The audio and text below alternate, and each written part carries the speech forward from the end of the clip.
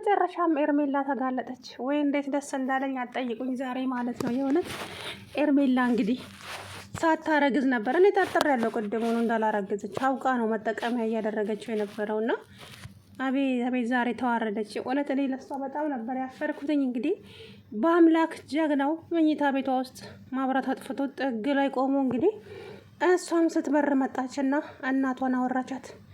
እኔ ላንቺ ብዬ አይደለ ወይ የማልፈልገውን ነገር ሆኗል ያልሆነውን ነገር ሆኗል ብዬ ድራማ እየፈጠርኩ ያለሁት ለምን እንደዚህ ያለሽ እማዬ እባክሽን ብላ ሁሉንም ነገር ስታወራ ስልኩን ከዘጋችሁ በኋላ ያላረገዝኩትን ልጅ አርግዣለሁ ብያለሁ። ጀግና እኮ ነኝ። በአምላክንም አገባዋለሁ ከዛ አረግዝለታለሁ። አይ በአምላክ ሲያጋልጥ ይቆምጣል የሚባል ነገር ይሄ ነው እኮ እናንተ። የምር እኔ ለሷ በጣም ነው ያፈርኩት። እንግዲህ እብስትዬን አብሯት እንደማይሆን አብሯት ከሆነ እብስትን እንደሚገላት አቶ አለም ነግሮታል ከዚህ በፊት ማለት ነው። እችን ልጅ አፈቅራታለሁ ወይ ፍቅር ጀምሬያለሁ የምትል ከሆነ ግንባሯን ብዬ ነው ፊትክ ምደፋት ብሎታል ማለት ነው። አቶ አለም የሚባል ሰውዬ እንግዲህ አስመሳይ ነው።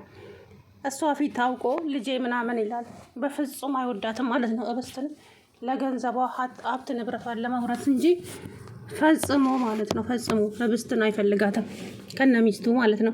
ታፈስዬ ታዲያ ነው ቆንጆ ወይስ ታፈስን ስወዳት በነገራችን ላይ እዛ አረግ ድራማ ላይም እዚህ ጋር የእውነት በጣም የዋዳን ነው። አሁን እዛ ላይ ሰራ ነበርና ታፈስዬን እንግዲህ ከእብስት ጎን ናት። እንደ ንግግሯ ሁሉ በጣም ነው የሚያስቀኝና እንግዲህ ተጋለጠች። አሁን ታዲያ ወይዘሪት ኤርሜላ ምንድን ነው የሚውጣት? አቤት ውርደት አቤት ውርደት።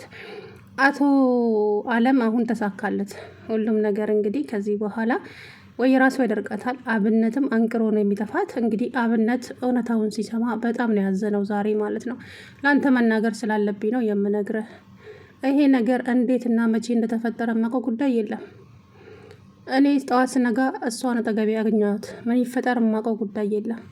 እናም ፎቶ ይዛ በዛ እያስፈራራችኝ ገንዘብ እየተቀበለችኝ ነበረ።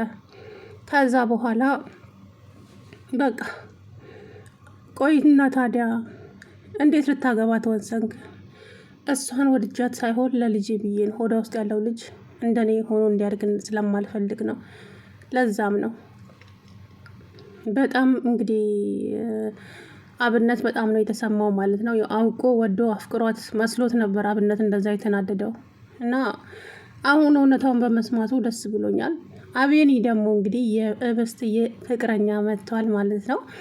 ታዲያ በአምላክ ጋራም በረንዳ ላይ ተገናኙና ደህና ዋልክ ሲለው ገልምጦት አለፈ ማለት ነው። ማነው እሱ? ይሄ ደግሞ አለና አቤኒ ወርዶ ሄደ ማለት ነውና እንግዲህ እብስትዬ የድሮ አፍቃሪዋ መጥተዋል ማለት ነው። እሷ ደህና ሆና ነበር የሚያውቃት። እናቷ ሞታ መሆኑን ሰማ። እብስትዬ መራመድ አትችልም ብቻ ብዙ ነገር ሆናለች ብላ ኤርሜላ ነግራው ነበረ። እንግዲህ አድራሻ በሰጠችው መልክ ቤት መጣ። ታፈስዬ ገና እንዳየችው ልቧ ወከክ ካለ ማለት ነው። የማነሸ በላ ወይ እንደው ብቻ ጋሽና እትዬ ፈልጌ ነው በል እንጂ ሌላ ሰው ፈልጌ ነው እንዳትላለች። የታፈስ ንግግር የእውነት በጣም ነው የሚያስቀኝና ከዛ ልጁ ጎንበስ ብሎ ግራን ጎንበስ ብሎ ወይ ጉዴ አይድሌ ተንበርክኮ አረፈው እኮ አለች። እኔ ድሮም ሰው አይውጣልሽ ተብያለሁ የተረገምኩ። እንደው አሁን ከሆኑ ደግሞ እንደው ልቤ እሱ ላይ ቢያርፍ ደግሞ ወደ እሷ እግሯ ስር ተንበርክኮ አረፈው እኮ አለች። እንግዲህ የእሷ ፍቅረኛ ነው ታፈስዬ። አሁን ከበአምላክ ትርቃለች ወይስ እንዴት ነው ነገሩ? ማለት ይወዳታል። እብስትን በጣም ነው የሚወዳት በአምላክ ማለት ነው። እሷም ትወደዋለች። ግን አቶ ማነው ይሄ አለም ከእሷ ጋር የፍቅር ግንኙነት ከጀመርክ ግንባሯን ብዬ ደፋዋታለሁ ብሏል ማለት ነው። እና ያንን ነገርም ነግሯታል ዛሬ። ስለዚህ አላቅም ምን እንደሚፈጠር በመሀላቸው ባላቅም። እንግዲህ ለዛሬው ግን ደስ ብሎኛል ኤርሜላ ስለተጋለጠች ማለት ነው። ግን እሱ ላይ ልትጫወት ነበር። አያችሁ እንደ ንብረት ብላ እኮ ነው ደግሞ እስከ ዛሬ ድረስ እንግዲህ አርግዣለሁ ብላ በፎቶ እያስፈራራችሁ ገንዘብን ስትቀፍለው ኖራለች። ታዲያ ዛሬ አቤኒ እንደወጣ መጥቶ ነበረ። ታፈስ ማን ነው ከዚህ የወጣው? እኔ ምን አውቃለሁ፣ እብስትን ፈልጎ ነው የመጣው ሲል እሺ ያለና ለካ እሱ ቀጥታ የት ነው ሄደው? በዛ ሰዓት ኤርሜላ መኝታ ቤት ነበር የሄደው። ኤርሜላ መኝታ ቤት ገብቶ እንግዲህ ቁም ሳጥኑ ስር ተለጥፎ ቆሟል። እሷም እንግዲህ በጨለማ ይሻለኛል ስልክ ማውራት ብላ ስልክ እንግዲህ ስታወራ ሁሉንም ያወራቻትን እያንዳንዷን ሰማ። በአምላክ ጀግናው እማዬ ልሞት ነው፣ አንድ ሐሙስ ነው የቀረኝ አትበይ። እኔ ላንቺ አይደለም መስዋዕት እየከፈልኩ ያለሁት እንዴ? አሁን ይኸውልሽ ሁሉንም ነገር አስተካክያለሁ።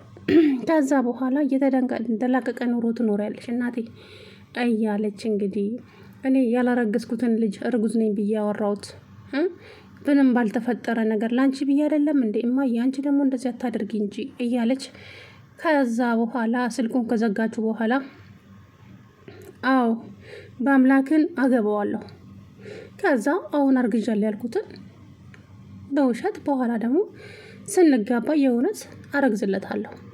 ስለዚህ ሀብት ንብረቱን እያንዳንዱን በኔ ያደረኩት ማለት አይደለም። ደሃ በህልሙ ብር ገንዘብ ባይቆጥር ኖሮ ምን ይባላል? የሆነ ተረት አለና አይርሚላ ከዚህ ሁሉ ቸግሮኛል። እናቴ ታማሚ ናት፣ ለእናቴ ገንዘብ ያስፈልጋታል ብትይ እናቴን አሞብኛል ገንዘብ እርዱኝ ብትልከው አቶ አለም ራሱ ገንዘብ እየሰጣት ነበር አይደለም። ግን እሷ ሰዎችን መጠቀሚያ ማድረግ መረጠች። እብስትንም መስበር ፈለገች። እብስት በአምላክን እንደምታፈቅረው ታውቃለች፣ በአምላክም እንደሚወዳት ታውቃለች። ግን እሷ የሆነ ሰይጣን መስላ በመሀላቸው ገባች። ስለዚህ አይኗን እንኳን ማየት አትፈልግም እብስት። በነገራችን ላይ አሁንችን በኤርሜላ ተብየዋል። እናም ዛሬ ታዲያ ላገባ ነው ብሎ ለእህቱ ሲነግራት በአምላክ ጉድ እኮ ነው፣ ጉድ ሳይሰማሉ ደግሞ ማለት ነው ታገባች ኤርሜላ ልታደል። አዎ ጉድ ስትል ከዛ በኋላ ታፈስዬ መታ እንግዲህ አቤት አቤት አቤት ደግሞ ደህና ሰው ሌላ ሰው መስሎኝ ነበር። ይችን ጠላቢስ አይ በአምላክ እንደው ምን ጥሎብህ ነው? እንደው ምን ሆነ ወዷት ነው ልጅ የሚያገባው ስትል እንደው በሳቅ ሞትኩ ዛሬማ ማለት ነው። እና ከዛ በኋላ እንግዲህ በአምላክ ወይዘሮ ይፍቱም ታውቀዋለች እኮ እንደሚያገባት የገፋፋቻት እሷ አይደል ሲጀምር። ታዲያ አሁን እውነቱን ስታቅ ምን ትላለች? አሁን በአምላክ አቶ አለምና እቺ ኤርሜላ ግንኙነት እንዳላቸው ራሱ ይናገራል በዚህ ማለት ነው። እኔ አሁን አብነት ፈጣሪ ስለሚወደው ነው አብነትን የተጠጋችው ገንዘብ ልትበላው ነበር። እሷ ገንዘብ ነው የምትፈልገው በነገራችን ላይ። ግን ከዛ በኋላ በአምላክን ካገባሁት በኋላ ከተለያዩ ወንዶች ጋር መውጣትም ይቀራል ማለት ነው። አዎ ስለዚህ በአምላክን ታገቢዋለሽ ኤርሜላ፣ ጀግና እኮ ነሽ አላለችም? ታዲያ እሷ ይህንን የሆዷን አውርታ ስትጨርስ ማብራቱን ቦግ ሲያደርግባት እንግዲህ አዋራዋ ቡና ለማለት ነው። በአምላክ እዚህ ምን ትሰራለህ? አዎ እዚህ ነኝ፣ ያወራሽውን በሙሉ ሰምቻለሁ አንቺ አረመኔ ሲል እንግዲህ ጉሮሯን ሲል ላደረጋት ማለት ነው። አያችሁ ይሄ ነው ሲያጋልጥ ይቆምጣል የሚባለው ነገር። እና ታዲያ ወይዘሪት ይፍቱ አሁን ይህንን ጉዳይ ስትሰማ ምን ትላለች? ያው መንቅረው ነው ከዛ ቤት የሚያስወጧት እርግጠኛ ነኝ። ምክንያቱም ፋይዳ የላትም። እሷ ወይዘሮ ይፍቱ ባሏን ልትቀማት እንደተነሳች ራሱ ብታውቅ ኤርሜላን ምንም እንደምታደርጋት እንግዲህ ለመገመት ይከብዳል። እንደ ብስት ነው የምታሽመደምዳት ማለት ነው። ሴትይቱ ጨካኝ ናት። ታዲያ ታፈስዬ ለብስት ምግብ እያመጣችላት ነው። በእሷ ቤት እንግዲህ ወይዘሮ ይፍቱ የምታስበው ብስት የተመረዘ ምግብ እንደምትበላ ነው። ምክንያቱም ለታፈስ ሰታታለች እቺ ይፍቱ ማለት ነው መድኃኒቱን ደግሞ በአምላክ ቀይሮታል። ዝም ብሎ ዱቄት ነገር ጨምሪበትና ስጫት። ይሄ ግን መጥፎ ነው። ልጅቷን ህይወቷን የሚያሳልፍ መድኃኒት ነው። እሷ ይሄ ሰጠችሽ መድኃኒት ብሎ ምን አይነት ጨካኝ ሰው ናት በአምላኬ። እኔ ግን እትዬን ሳቃቸው እንዲ ያልነበሩም ቁድሩ መቼም የሚዘፈር ሰው ነን። ቆይ እንዴት ለምን ጨካኝ ሆነች? በአምላክ አይደለም ብስትን። እኔ እኮ የእናቷን ልጅ እያሰቃየችኝ የምትገኝ አረመኔ ናት። ስለዚህ ብስት ደግሞ ለእሷ ባዳ ናት፣ ለእሱም ባዳ ናቸው። የውልሽ ብስት አሁን ላይ እኔና አንቺ ብቻ ነን ከፈጣሪ በታች ያለናት። ለብስት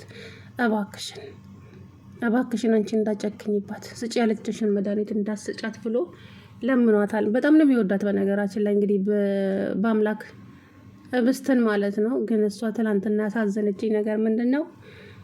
ብስት ብሎ እጇን ይዞ መሬት ሲቀመጥ እንደምትወደኝ ልትነግረኝ ነው እንዴ ስትለው ላገባ ነው ሲላት ወሽመጧ ቁርጥ ነው ያለው። በእውነት በጣም ነበር የደነገጠችው። አስባችሁታል? አንድ ከምትወዱት ሰው እንደዚህ አይነት ቃላት ሲወጣ ልቧ ነው እንግዲህ የሚሰበረው። ብቻ ዞሮ አፍቃሪዋ መጥቷል። ግን ከባምላክ ጋር ብትሆን ደስ ይላል። ግን ደግሞ አቶ አለምን እንግዲህ የሆነ ነገር ማድረግ አለበት በአምላክ። ምክንያቱም ከህብስት ጋር ለመኖር አቶ አለም የሆነ ነገር ካልሆነ በስተቀር መቼም አብሮ ሊሆን አይችልም ከህብስት ጋር ማለት ነው። እንደዚህ እየተዋደዱ ሊለያዩ ነው ማለት ነው እንጂ ኧረ ብቻ ከባድ ነው። ልጅቷን ቤተሰቦቿን የጨረሰው ራሱ እኮ ይሄ አለም የሚባል ሰውዬ ነው። ግን ህብስት አሁን ሁሉንም ነገር ታውቃለች። ግን ለምን ዝም እንደምትል ነው ግራ ይገባኝ። ግን ይሄ አሁን አዲስ የመጣው ልጅ ያጋልጣቸዋል ብዬ ተስፋ አደርጋለሁኝ። እንግዲህ ዞሮ ኤርሜላ በመጋለጧ ደስ ብሎኛል ማለት ነው። ሰላም ውድና የተከበራችሁ የቻናሌ ቤተሰቦች እንዴት ናቸው? አለሁ ደህና ነኝ። በስተመጨረሻም እንግዲህ ወይዘሪት ኤርሜላ ተጋለጠች ማለት ነው ዛሬ